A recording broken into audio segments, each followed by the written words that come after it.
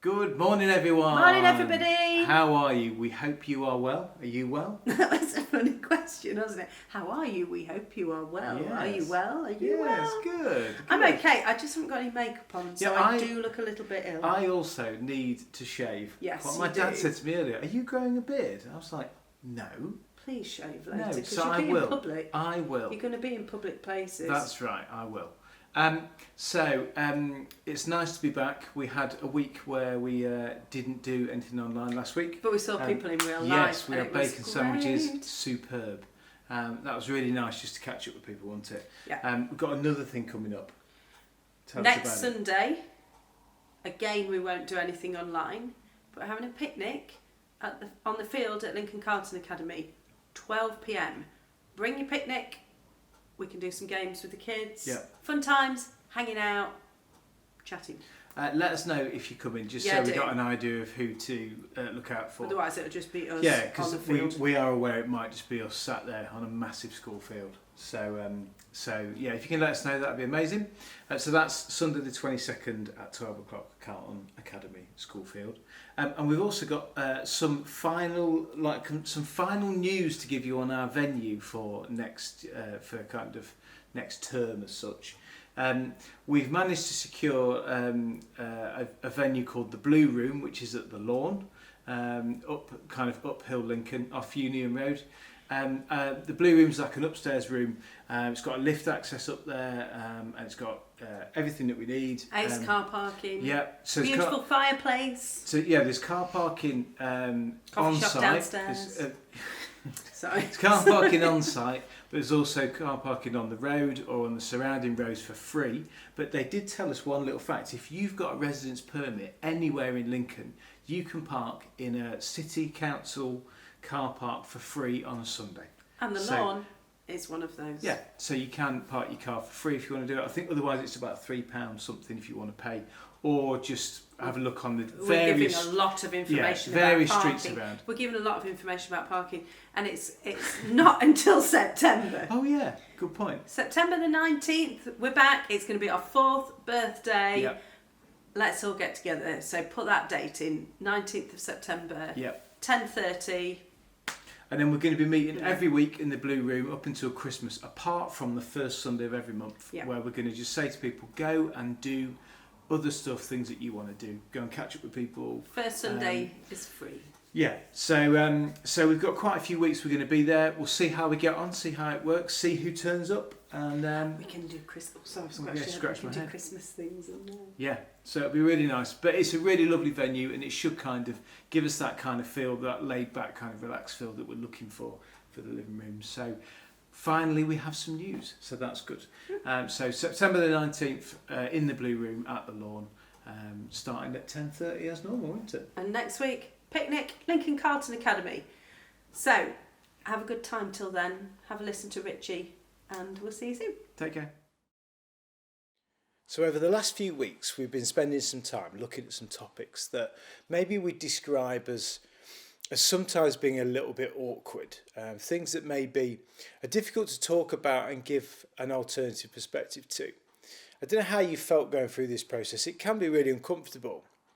And I know for sure that not everyone will agree with everything that we talk about, but the idea of this is to try and make people really think about maybe some of the things that we've taken for granted, or just taken as, oh, this is the way it is, or this is the way it works, and actually open ourselves up to the fact that there are different ideas out there and different ways of thinking about particular stuff. So I want to continue doing that today on a topic, the topic of judgment. Okay, now for me, when I think back to how I used to think everything worked, having grown up in a church and kind of just, I suppose, picked up on the kind of language and things that were talked about, and things that I was, I suppose, spoken when I was a young person, and those kind of things, different kind of places I was going to. That word judgment, I suppose I would say, it felt like, as I grew up through Christianity, it felt for me like everything would rise and fall on that word, judgment.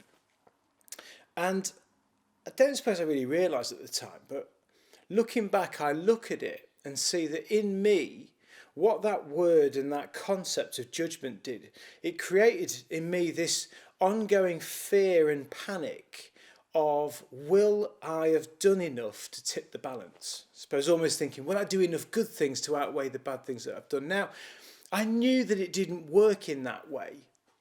I knew that the rules weren't like that, because obviously Jesus came along and he made everything right again. But I always worried in the back of my head that I might have done something wrong, maybe even without even realising it, that would make me miss out in the end. And it's because, I suppose, the phrase that used to really linger around in my head was people saying stuff like, well, we'll all be judged in the end, or on Judgment Day. And I think for me, I couldn't really escape that fear and that worry of, but what does that actually look like? And how will I be weighed in that moment? If I look back, no one specifically kind of concreted this idea in my head. And I'd say no one sat me down and told me this is exactly how it works. But I don't know, as a kid or as someone growing into kind of a Christian community, or someone growing up within a Christian community, I'd picked up that general vibe of the way it seemed to work.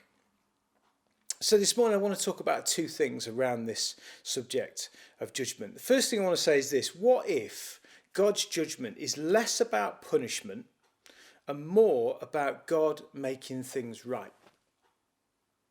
So I suppose in a way we can explain it like this. So what I'm saying is, when God judges, what if his focus is not on finding reasons and issues to punish people over, reasons to punish them for, but instead it's to take that opportunity as he judges what's gone on to recorrect the balance, to restore the oppressed, to tackle the unfairness and right the wrongs? What if judgment is more like that? Because the word can mean both. So it's not fixed to being about a negative thing. It can mean like a restoration. And I suppose when I look at it in that way, what I love about it is when I think about times where I've been wronged in a situation, and I think about how I feel and what I think in that moment, what I'm desperate for is, and I suppose, is that someone would come and listen to me, come and hear what I've got to say. Maybe they would understand my perspective and help weigh that up. And just that in that moment when you've been wronged or something's happened to you, that you feel like someone's recognised you and acknowledged you in that. And to me, that sounds fair, doesn't it? That sounds like the kind of thing that God would do. So the question for me around this whole thing of judgment is, what if God was more interested in that, justice done in that kind of way? We often talk about Jesus' life being a kind of mirror of who God is and the way he works. And if we want to know what God's really like, we look at him. And it's the most helpful tactic when you're trying to work out, how do we approach things? How do we approach people or issues? Look at Jesus' value system and the way that he worked. He's the best kind of way of us assuring that we're kind of choosing the path that's most likely to be what God would think. And if Jesus' life can teach us things about God, then we can see that this kind of type of judgment is way more in line with the way Jesus would work. That I suppose it's way more like the type of person that he was, the kind of person who would elevate the victim in a situation rather than solely focus on this punishment narrative. The second thought that I want to share with you is kind of connected to this and is around the whole area of sin. When we talk about sin, it's a funny word, it's a tricky word in the fact that it just sounds really old and outdated and negative. And it sounds like a very religious word, doesn't it? And often irrelevant to anyone else from outside kind of religious communities. But I suppose in essence what we're talking about is like behaviour that is negative or damaging to us or other people. Sometimes we talk about it's the things that we do wrong, but in a way it's kind of easier to describe it as kind of negative or damaging or destructive behaviour either to ourselves or to other people. And I suppose the thought I want to share around sin is this. Rather than it being something that you should be punished for, it could be something that you should be healed from. It's really easy when you start talking about things like sin to fall into a really judgmental view on it and kind of start kind of putting people in boxes of, well, they've done this or they've done that, or they're this kind of person, or I've done this, I've done that, or I'm this kind of person. And it's very easy for there to be a negative judgmental viewpoint on things that people have, those kind of negative behaviours that have gone on. But actually, when we think about that idea of sin, rather than being the focus being about you should be punished for the things that you've done wrong, but rather than it being focusing on that, if we shift it to say, actually, we all make mistakes, we all do things that can be negative or damaging or destructive, but we can be healed from that. It's a much more positive approach and response to that whole idea of sin. And choosing to look at sin as something to be healed from gives us a hope that we can make things right, that things can be better, that we can move forward, or that we can help others who are stuck in those kind of patterns of behaviour and ways of working and ways of thinking. We can help others to be restored from that, rather than us projecting an image of this stuff onto people that causes them to be stuck in this fear of punishment, fear of rejection and fear of being discarded. So when we join those ideas, those two different ideas together, so this concept that God's judgment could be less about punishment and more about God making things right, and sin being less about something that you should be punished for, but instead something that you should be healed from. And we join them with the kind of concept that we looked at last week about understanding who God is. I suppose all of that is summed up in this idea that God is more interested in restoration than retribution. He's more interested in restoring people back to who he intended them to be than holding them to account and punishing them for the things that they may well have not got right. And actually, when I think about the God that I've grown to know and love, that completely fits the image of who I know him to be.